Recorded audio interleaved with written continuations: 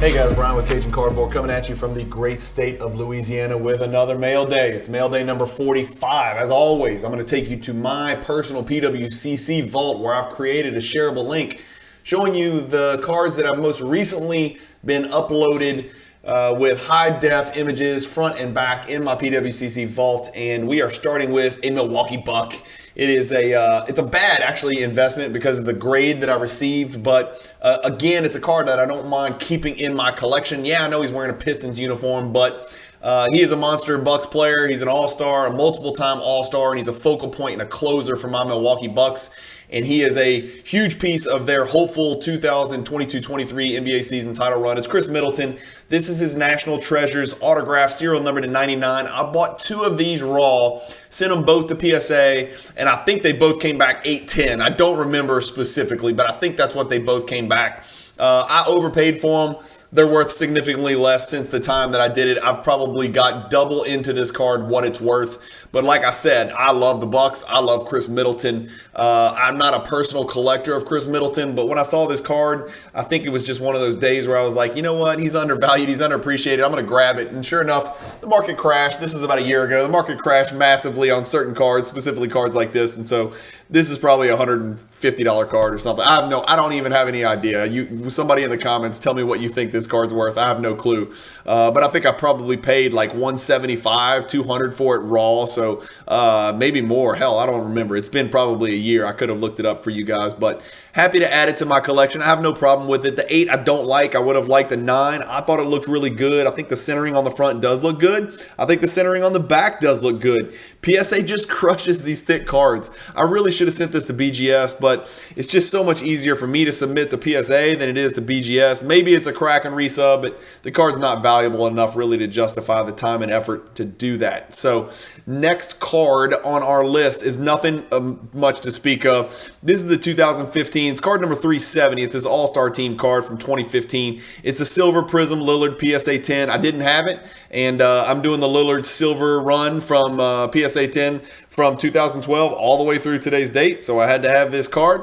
It's a little bitty piece that was real simple and very cheap to add to the collection. In fact, I think I bought it, if I recall, I think I bought it from a really good Damian Lillard collector in a group chat on Instagram that I'm a part of. So he gave me a nice little discount on the card. Did not pay very much for this card. It's not the rarest card in the world, but it is a pop 5 right now because I think a lot of people haven't graded this card. I think got 7 or 8 of these raw that I'm probably going to wipe down and submit to PSA at some point if they get down to $15. I haven't made a decision, so pick them up for like $2 or $3 each. Seriously, like that cheap. So maybe there's a play there, maybe there's not. Who knows? When you put a PSA 10 label on something, it just magically becomes more valuable. Now we've got a run of 3 consecutive Damian Lillard gold PSA 9s. You guys know I'm a grade snob. I want the PSA 10s or BGS 9.5s. I went dumpster diving, just in a manner of speaking. So picked up this first year Mosaic before Mosaic was even a standalone product. In 2017, it was kind of like a parallel product of Prism. In fact, you can see on the cover of it, it's called Prism Mosaic. I like that script. I like that font right there. I don't know what it is about it, but it appeals to me. But this is a Pop 2 card, none graded higher. There are no PSA 10s. Maybe it's a wipe down and resub. Maybe it's not. I don't know. But it is serial number to 10. It is Panini Prism Mosaic, and it is Damian Lillard. So happy to add that in my collection. My gold Dame Lillard collection is growing massively and quickly at the expense of my pocketbook. He's cheaper than Jordan, but he ain't cheap. I'll tell you that right now. But I am having a blast collecting these Lillard golds. And speak of the devil, another Lillard gold. This is a Pop 1 of 1. There is one PSA 10 out there. This is his Downtown Bound from 2020 Prism. It is also serial number to 10.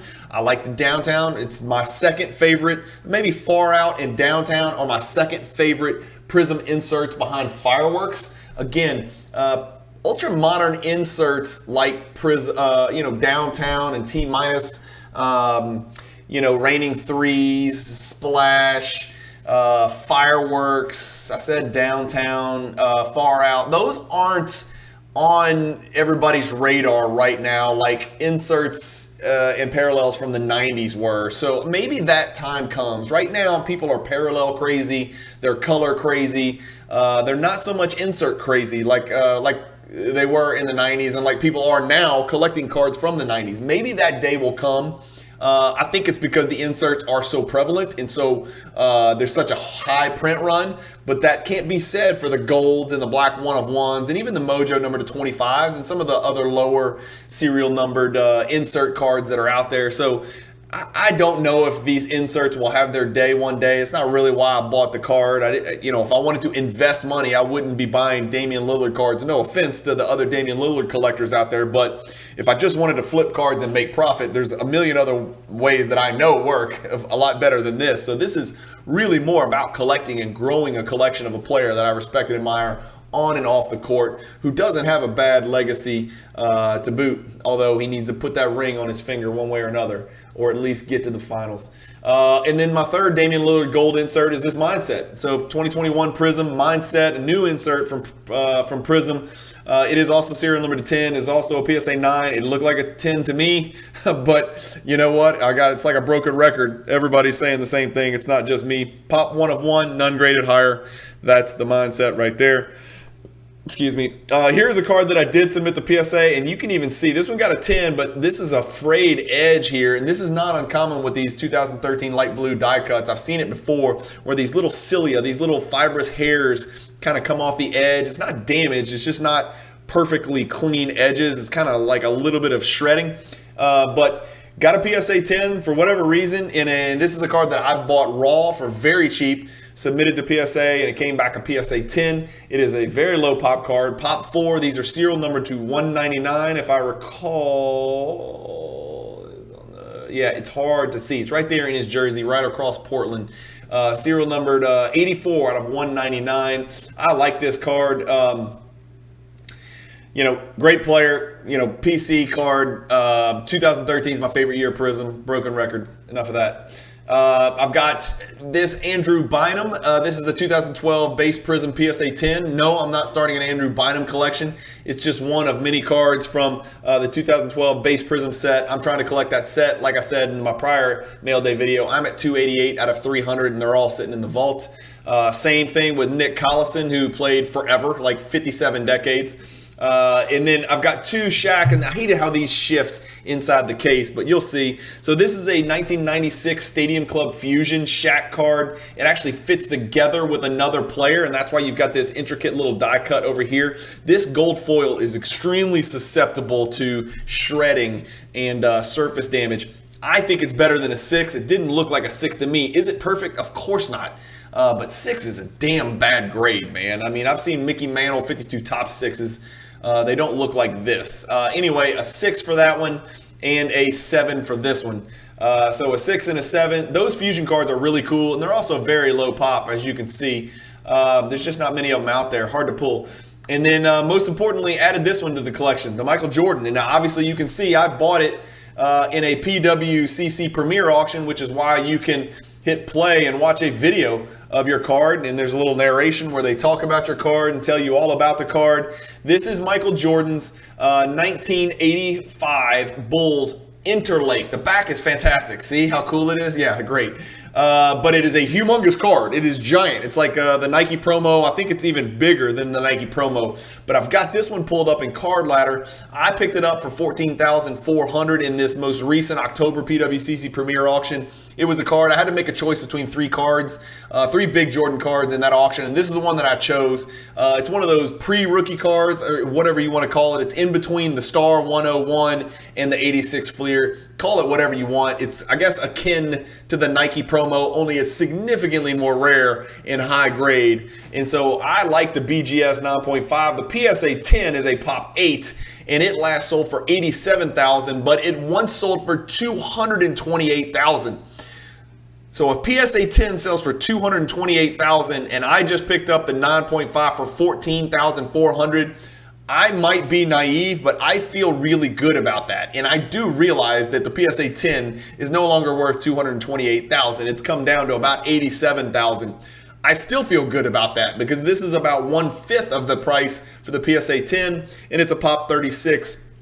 And it's Michael Jordan, and it just matters a lot to me. It is a min gem. It has a 9 for corners, as you can see. But just a really cool card featuring Jordan in his Jordan 1s, about to give somebody the business. I can't tell who that is that's trying to check him, but I can promise you he's going to fail. So that's the big card from this mail day. And one of the biggest Jordans I've picked up in quite a bit. Actually, I do have 2 more huge Jordans coming up in my next mail day video. So hit the bell icon for notifications to make sure you don't miss mail day number 46. They haven't uploaded and curated in here. I bought them from Probstein, believe it or not, on eBay. One of them is an absolute monster, akin to this card, very similar price point to this card. And then another really big one as well. So 2 big Jordans coming up in my next mail day. Make sure you guys are subscribed to the channel so you don't miss that, and hit the bell icon for notifications. Also, make sure you're subscribed to the Luka Nation Network YouTube channel and all podcast platforms, because you'll catch 3 to 4 of my videos every single week on that channel. Some PWCC auction recaps, Michael Jordan specific content on Fridays, and then 2 videos, usually 1 or 2 videos during the week as well, where we talk about general basketball stuff. And you never know what you're going to get from Cajun Cardboard. There's an actual playlist on the Luka Nation Network for Cajun Cardboard for myself. So if you want to specifically go find my videos and watch just my videos, you can. But I do highly recommend watching the Luka Tiger Braun podcast, back and forth with Andrew Goldberg and Cage Lawyer, because it is very entertaining and it is way outside the box, just like me. And it checks a lot of different boxes for people in the hobby who just want to kind of keep abreast of what's going on in the hobby. So anyway, in recap, we picked up a Khris Middleton, serial number to 99, autograph PSA 8, a silver Lillard, 3 gold Dames, pop 2, pop 1, pop 1, all serial number to 10, gold Dame, 2 inserts, 1 gold parallel from the Mosaic Prism. I got lucky and got a PSA 10 on my 199 light blue die cut. 2 more added to the 2012 base Prism PSA 10 set chase, 288 out of 300. Wish me luck. And then a 6 and a 7. Very disappointed on those grades. I really thought they had chances for 8s from the 1996 Stadium Club Fusion. That's a really cool insert. Y'all should go check out. There's some other really good players in there. The Jordan one's really tough to pick up in a high grade. Very, very, very rare in high grade. But it's got Shaq in there and a couple other great NBA players from the 90s. And then the big monster is the 1985 Bulls Interlake, which I shared with you. And like I said, anytime you buy a card in the PWCC Premier Auction, you get a narration and a video of the card, which is really cool. So just something to keep in mind. Anyway, thank you guys for watching mail day number 45 on my channel. I don't take any of you guys for granted. I truly do appreciate the time that you've invested in watching my channel and the comments. I love getting comments back from you guys. If you think I bought stuff that's stupid, tell me it's stupid. But be polite doing it. And if you like it, tell me you like it. It gives me confidence. It makes me feel good, as it would anybody. But I like the back and forth and the engagement that we can get in the comments. If you have any questions about what I bought or why I bought it, always feel free to reach out. I'm very easy to contact. I'm Cajun Cardboard on Instagram. I'm Cajun Cardboard on Facebook. And I'm Cajun Cardboard on YouTube and Spotify. I am at the point where I am still probably responding to every comment and every single message that I get on Instagram or Facebook, but it is getting very difficult. So as the channel grows and as the Instagram page grows, I'm now pushing 1,000 messages a day. So it gets tough to respond, and it's I'm going to keep doing it as long as I can.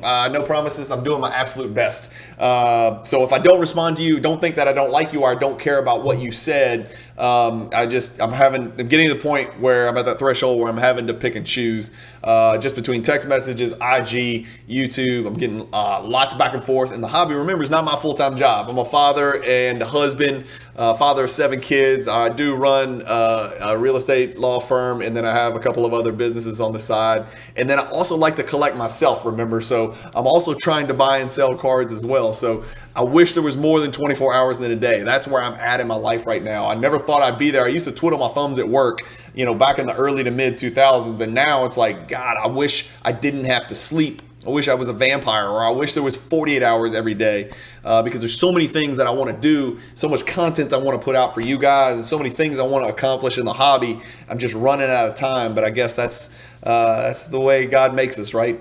So anyway, thank you guys for watching mail day number 45. Keep collecting, stay positive in the hobby, and peace.